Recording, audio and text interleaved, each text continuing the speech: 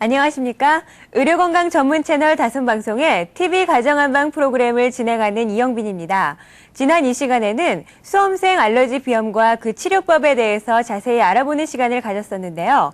오늘은 어린이 코 알러지와 축농증에 대해서 자세히 알아보는 시간을 갖도록 하겠습니다.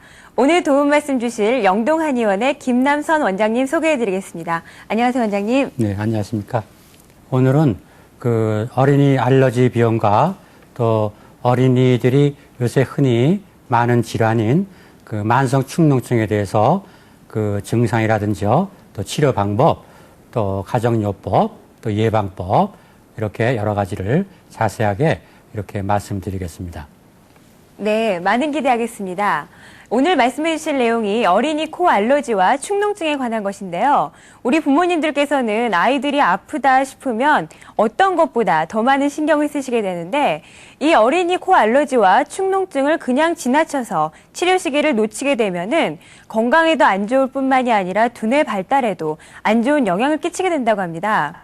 이렇게 되면 정말 큰 문제가 될 수밖에 없는데요. 먼저 부모님들의 말씀들을 들어보고 자세한 것 여쭙도록 하겠습니다. 요즘 같은 환절기에는 호흡기 질환으로 고통을 호소하는 분들이 많다고 합니다. 저 같은 성인만 해도 괜찮겠지만 성인에 비해 면역성이 약하고 또 호흡기가 약한 우리 아이들에게는 이 환절기가 정말 위험한 시기일 수밖에 없는데요. 기침으로 시작된 감기가 결국은 고름으로 차게 되는 축농증으로까지 발전하게 되고 또 그 후유증 때문에 오히려 아이들은 평생 고생을 하게 된다고 합니다. 이렇게 아이들을 괴롭히는 축농증. 뻥 뚫린 세상의 공기를 마시는 것만큼 행복한 것은 없다고 생각할 텐데 그 답답했던 사연들을 한번 들어보도록 하겠습니다. 보면 아파트에서 살 때 너무 건조하다 보면은요, 건조할 경우에 그 축농증이 더 심해지는 것 같고, 그 축농증은 또 병원에 가서도 낫지 않더라고요. 이비인후과도 가고 뭐 약도 먹고 그러는데 그냥 내성만 키워지고. 이게 오래되면 축농증이 돼서 사진 찍으니까 이렇게 고름 같은 거 있다고. 그 오래되면 알레르기 비염이 오래되면 그 콧물이 처음엔 맑게 나왔다가 노랗게 건더기가 지는 경우가 있어요. 그래서 그게 가래로 넘어가서 그런지 나중에는 감기가 기침을 심하게 하는 경우가 있더라고요. 잠잘 때 코가 막혀서 코를 좀 골아요. 그리고 치료는 저녁에 잘 때 빨래 같은 걸 좀 널어주고 좀 습기 있게 그렇게 치료하고 있고, 이제 간혹 가다가 병원을 가기는 하는데 항생제를 많이 주더라고요. 그래서 되도록이면 안 가고 집에서 심하지 않으면 집에서 치료하는 방법을 쓰고 있어요. 네, 정말 괴로우셨겠어요. 어떻게 보면 어린이 코 알러지와 축농증의 시작은 감기인 것 같은데 원장님, 어린이들이 감기에 자주 걸리는 이유가 뭡니까? 네, 그 요즘 같은 그 봄철 환절기에 특히 이제 아침, 저녁, 낮에 그 기온 차이가 이렇게 10도 이상씩 이렇게 많이 차이가 남으로 해서 어린이들은 그 코 점막이 그 어른하고 달리 그 한참 이렇게 발육하는 상태이기 때문에 외부의 찬 공기라든지 또 외부의 이물질이라든지요, 또 이런 대기 오염이라든지 이런 그 외부 환경에 잘 적응이 되지 않게 되거든요. 그래서 어른과는 달리 그 알러지 비염이나 그 감기가 특히 이제 어린이들에게 이렇게 많이 오는데, 이렇게 일반적으로 어린이 환자를 데리고 오는 그 엄마들을 보면은 대개 이제 이렇게 말하거든요. 우리 집 애들은 1년 12달 그 감기 때문에 그 병원을 내 집 드나들듯이 이렇게 매일 다니고 또 1년 12달 그 감기약을 이렇게 먹는다고요. 그런 이제 말씀을 하는 분이 있는데, 그런 그 어린이가 감기가 자주 오는 이유는 그 신체의 저항력이 약하고요. 또 코 점막이 약하고 또 이렇게 내성이 약하기 때문에 특별히 이제 체력이 약한 어린이들이 그러한 그 감기 증상이 많이 있거든요. 그래서 감기를 치료하려면 이제 먼저 그 면역성을 길러주는 그러한 또 저항력을 키워주는 그러한 치료를 먼저 하는 것이 바람직하죠. 네, 그렇군요. 그러면 늘 감기를 달고 사는 허약한 체질을 건강한 체질로 바꾸는 것이 중요할 것 같은데, 허약한 체질을 건강한 체질로 바꾸는 치료에는 어떤 것이 있나요? 네, 아까도 말씀드렸지만은 어린이 한창 발육기에 있는 어린이는 면역성이 약하고요. 또 그 체력이 많이 어른보다는 약하기 때문에 감기 이런 게 자주 오거든요. 그래서 평소에 이제 그 체력을 증진시켜주고요. 또 몸을 좀 건강하게 단련시키는 것이 감기 예방에 또 무엇보다도 이렇게 중요하다고 말씀드릴 수 있겠습니다. 네, 하루빨리 건강한 체질로 바꿔서 잔병 치레를 하지 말아야 할 텐데 허약한 체질을 보완해주는 방법이 무엇이 있을까요? 네, 그 어린이들은 선천적으로 태어나면서부터 이렇게 허약 체질이 있거든요. 근데 허약 체질은 이제 주로 심장이 약하다든지 호흡기가 약하다든지 또 편도선이 많이 붓고 또 열이 많이 난다든지 이렇게 여러 가지 그 장기에 의해서 허약한 체형을 구별할 수가 있거든요. 그러면 그 어린이의 허약한 체형을 도표를 보면서 이렇게 자세히 설명을 해 드리겠습니다. 첫째는 이제 어린이들이 약한 체형이 호흡기가 약한 그러한 체형이 있거든요. 그것은 이제 코 질환이 잘 생기는데 코병이라든지 기관지 질환, 또 폐 질환 이런 게 많이 생겨서 알러지성 비염이나 또는 감기, 또 기침, 또 천식, 또 기관지염, 폐렴, 축농증 이러한 그 코라든지 폐에 많이 생기는 그러한 유형입니다. 다음에는 이제 그 두 번째는 선병질형이라고 있는데요. 그거를 이제 보시면 선병질형은 이제 편도선, 아이들이 편도선이 이제 감기만 조금 들어도 편도선이 많이 붓거든요. 그 편도선 비대나 아데노이드 비대, 또 임파선 이런 부위가 잘 붓는 체질이 있고요. 또 감기에 걸리면 이제 금방 편도선이 커지고 열이 많은 체형, 이런 체형이 이제 주로 선병질형 체형이라고 이렇게 부르고요. 다음에는 이제 삼출성형이라는 게 있는데요. 삼출성형은 주로 이제 몸이 쉬면서 어린이들이 몸이 쉬고 또 몸이 퉁퉁하고요. 또 몸이라든지 머리 등에 조금만 움직여도 땀이 많이 나는 그런 어린이들이 있거든요. 그래서 땀이 많이 나면서 이제 피부에 종양이라든지 또 뾰루지, 이렇게 빨갛게 뾰루지가 많이 생기는 그러한 유형으로 좀 이제 그 뚱뚱한 그러한 어린이들, 이런 형들이 주로 이제 삼출성 형의 이제 약한 체형을 타고나고 이런 어린이들이죠. 다음에는 이제 소화기형이 있는데요. 도표를 보시면 소화기형은 이제 주로 이 음식을 잘 먹지 않고요. 또 편식을 많이 하고 또 이제 주로 이제 음식을 안 먹고 간식만 이렇게 먹는 어린이들이 있거든요. 그런 어린이들은 주로 이제 좀 마른 체계이고요. 또 신경질적인 그러한 그 성격을 띠고 있고요. 좀 내성적이고요. 이러한 형태가 이제 소화기가 약한 그러한 체형이라고 볼 수 있겠습니다.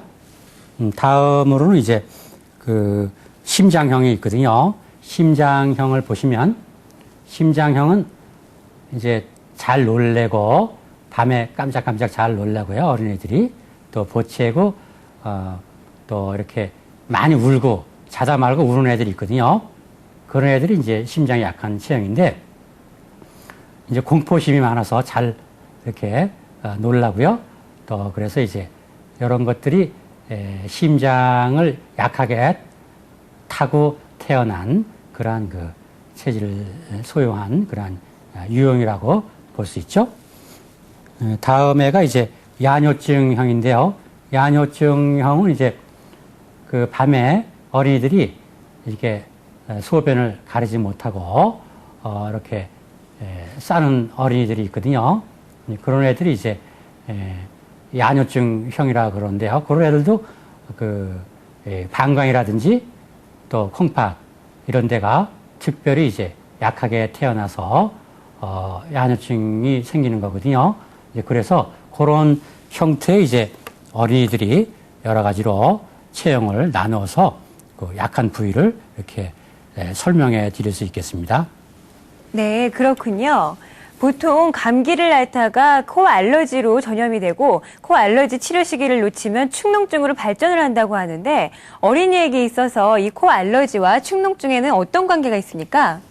네, 어린이 코 알러지가 대개 이제 그 치료 시기를 놓치게 되면, 치료를 방치하게 되면 만성 축농증으로 이렇게 변하는데요.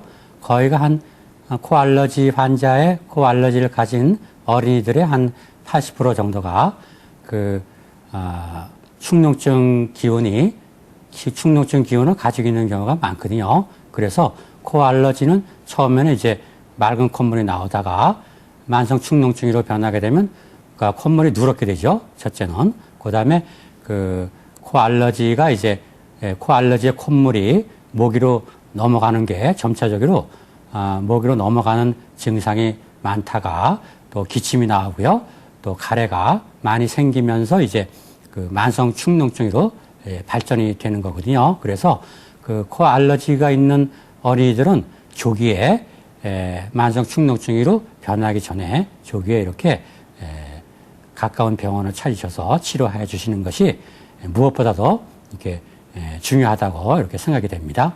네, 그렇군요. 그런데 축농증은 스스로 발견하기는 쉽지 않은 것 같은데 원장님, 이런 축농증에는 어떤 증상이 있으며 이 증상별 치료법에 대해서 자세히 설명 좀 해주시죠. 네, 축농증은 일반적으로 이제 코 주위에 있는 여러 가지 이제 공기 주머니에 만성적으로 염증이 생겨서 점차적으로 이제 고름이 공기 주머니에 이렇게 쌓인 거를 축농증이라고 이렇게 표현하는데, 만성 축농증이 되면 주로 이제 머리가 모자를 쓴 것처럼 이렇게 무겁고요.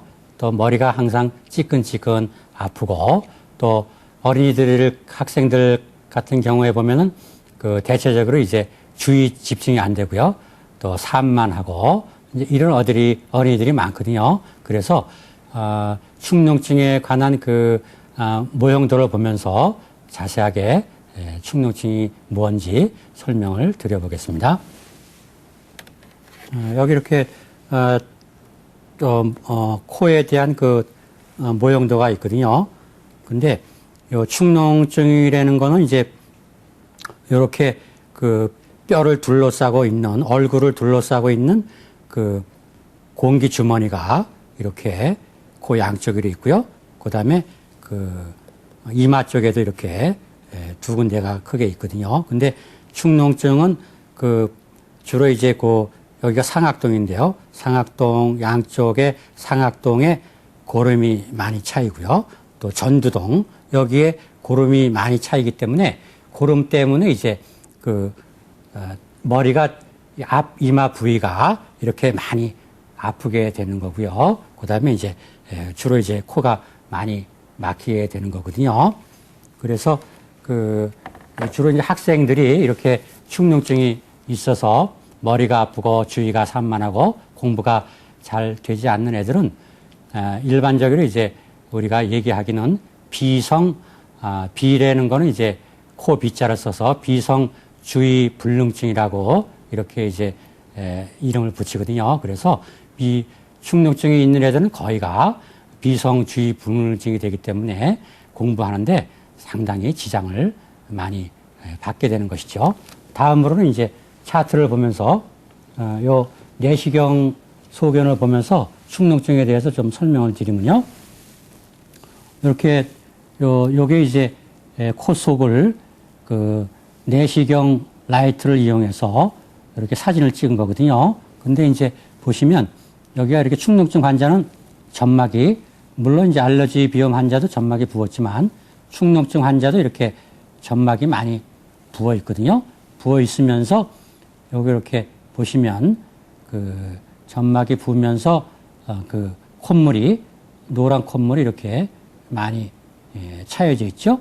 이 콧물이 이제 주로 코에 많이 생기면서 목적으로 이렇게 많이 넘어가는 후비류 증상을 일으키게 되는데, 목적으로 콧물이 많이 넘어가면 이제 주로 가래가 많이 생기고요. 또 기침을 하게 되고, 목이 아프게 되고, 목이 막히게 되고, 그래서 생활하는데 상당히 지장을 많이 받게 되는 것이죠. 네, 축농증 때문에 일상사에 문제가 생길 수도 있을 것 같은데요. 빨리 치료를 하시는 게 좋을 것 같습니다.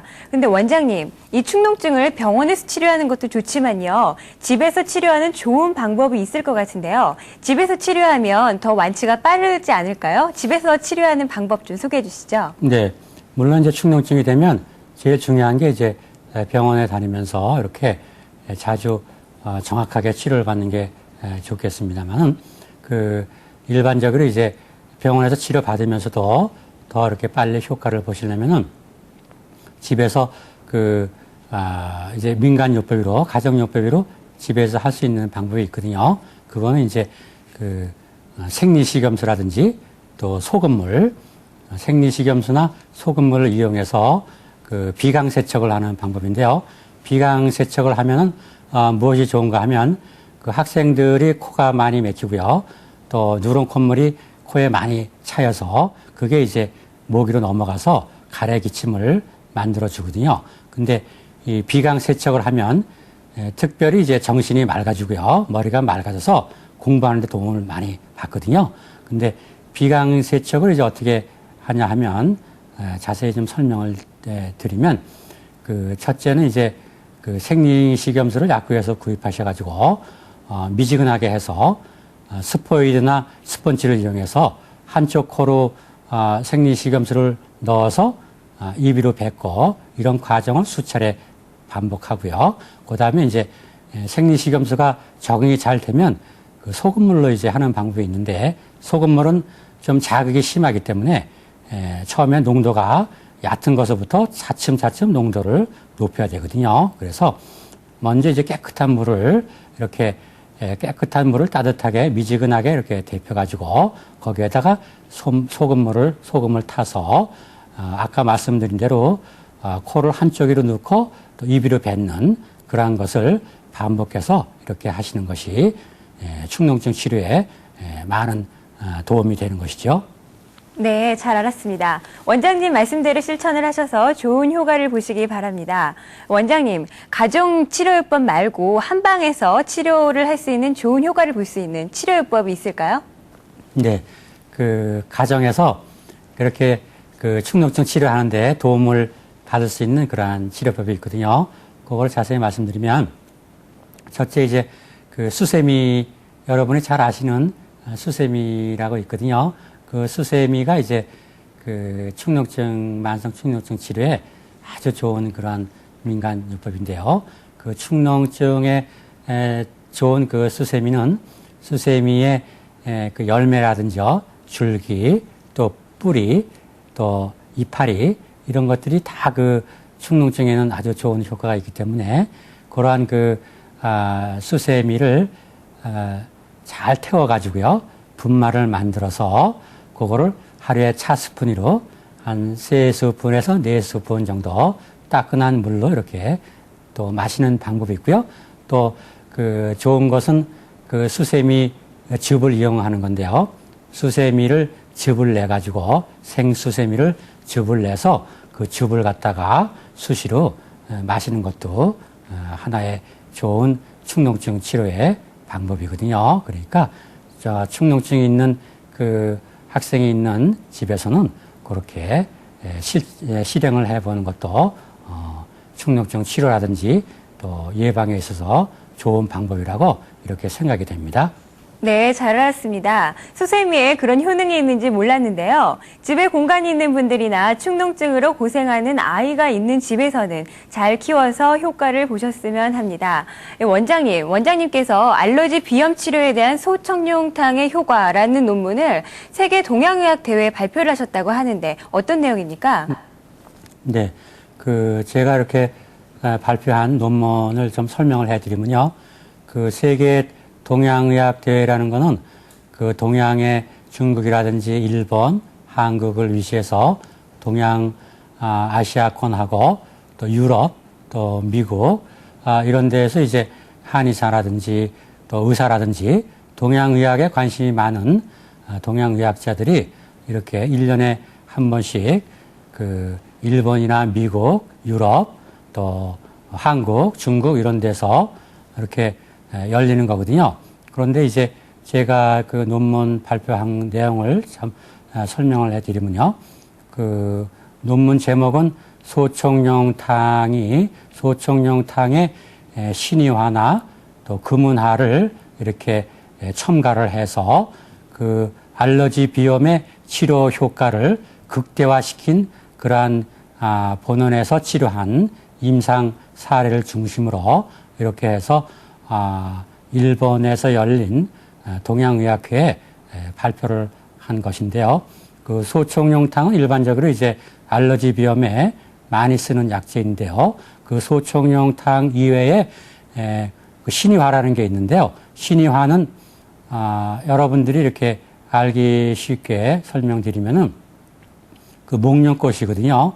목련꽃이 이렇게 꽃봉오리가 조그맣게 이렇게 피기 전에 꽃봉오리를 이용해서 한약재로 쓰는 건데요. 그게 이제 이 신의화라고 하고요. 그다음에 금은화라는 그 한약재를 두 가지를 이제 소총용탕에 첨가를 해서 그 치료 효과가 소총용탕 하나를 쓰는 것보다 그 신의화나 금은화를 써서 효과를 극대화시키는 그러한 그 임상 경험을 많이 했기 때문에 그것을 이제 세계 여러 의학자들에게 알려주기 위해서 논문을 발표를 한 것입니다.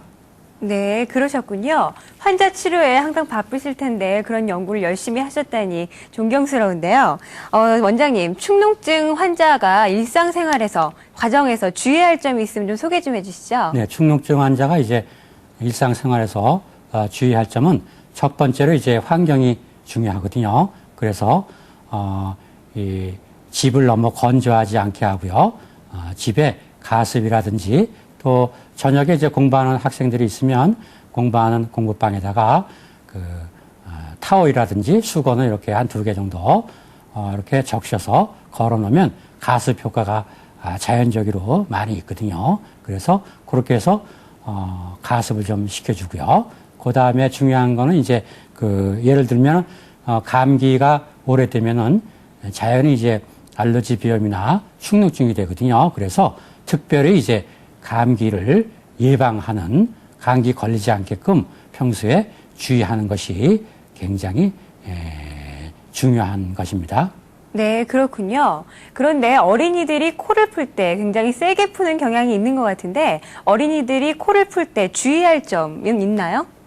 네, 대체적으로 이제 어린이들이 그 알러지가 있다든지 알러지 비염이 있다든지요, 또 축농증이 있으면 주로 이제 콧물이 많이 생겨서 코를 많이 풀게 되거든요. 근데 코를 풀 적에 이제 습관적으로 양쪽 코를 한꺼번에 풀면 비강 코 속에 이제 그 압력이 높아져서 콧물이라든지 코 속에 있는 분비물들이 그 이관을 통해서 귀로 이렇게 들어가서 중이염을 일으키게 되거든요. 그래서 중이염은 귀에서 이제 소리가 나오고 또 고름이 나오고요. 귀가 아프게 되는 건데, 그렇게 이제 코를 푸는 습관에 의해서도 중이염이 되고 안 되고 그러기 때문에 그 코 푸는 습관이 대단히 중요하죠. 그래서 코를 한쪽씩 이렇게 번갈아 가면서 세지 않게 이렇게 푸는 게 중요하고요.